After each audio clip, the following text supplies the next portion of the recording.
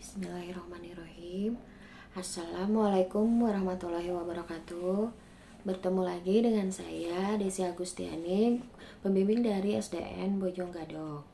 Pada tantangan bulan kedua ini, saya akan mereview buku dalam bentuk AI. Buku yang saya review yaitu tentang tokoh pahlawan Indonesia yang memperjuangkan hak emansipasi wanita, yaitu buku tentang Raden Ajeng Kartini yang berjudul Habis Gelap Terbitlah Terang. Buku ini terjemahan dari Armij Pane dan diterbitkan oleh Balai Pustaka. Cetakan ke-29 tahun 2007, tebal halaman 268 halaman. Alasan saya membaca buku ini karena saya ingin mengetahui perjuangan Kartini melalui buku Habis Gelap Terbitlah Terang. Kartini ini merupakan salah satu tokoh pahlawan perempuan yang terkenal hingga akhirnya perjalanan hidupnya dijadikan sebuah buku yang berjudul Habis Gelap Terbitlah Terang. Kartini bukan hanya tokoh perempuan yang memperjuangkan emansipasi wanita, tetapi Kartini juga merupakan ibu literasi Indonesia.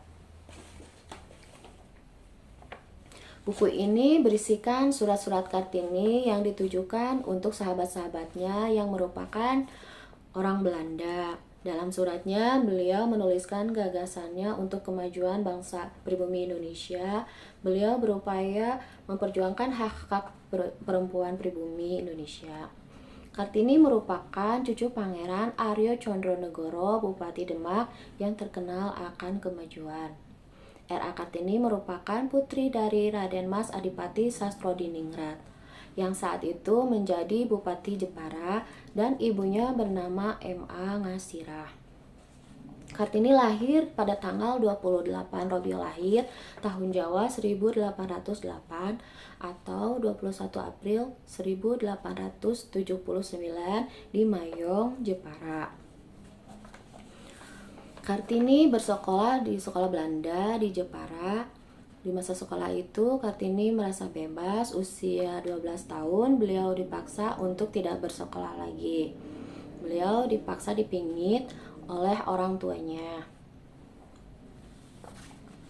Karena orang tua Kartini memegang adat memingit dengan teguh, meski dalam hal-hal lain sudah maju, bahkan keluarganya merupakan termaju di Pulau Jawa. 4 tahun lamanya Kartini tidak diizinkan untuk keluar rumah. Barulah umur 16 tahun diizinkan melihat dunia luar.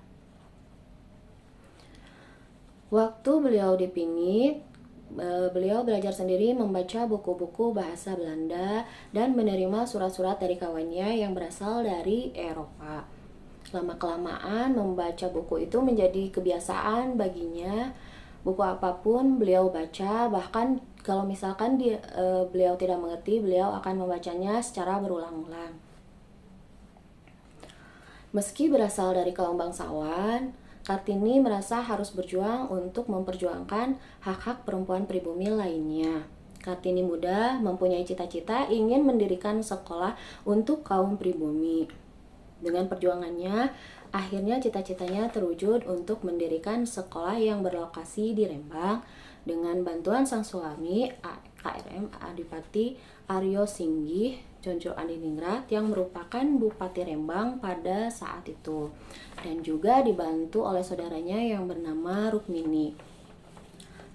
Namun sayangnya setelah melahirkan anak laki-lakinya pada tanggal 13 September 1904, 4 hari kemudian Kartini meninggal dunia, tepatnya pada tanggal 17 September 1904 di Rembang. Usia Kartini waktu itu masih muda, yaitu menginjak usia 25 tahun. Maka untuk mengenang jasa beliau sebagai pahlawan perempuan dan pejuang emansipasi wanita di Indonesia, maka setiap tahunnya pada tanggal 21 April di Indonesia diperingati Hari Kartini.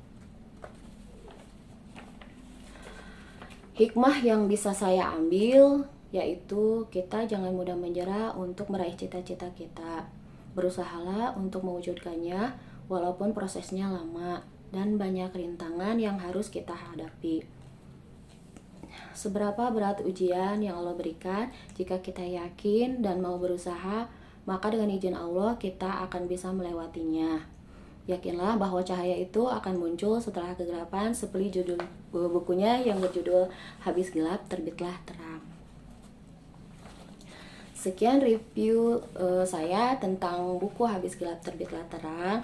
Mohon maaf bila ada kesalahan ataupun kekurangan saya. Wassalamualaikum warahmatullahi wabarakatuh. Salam literasi.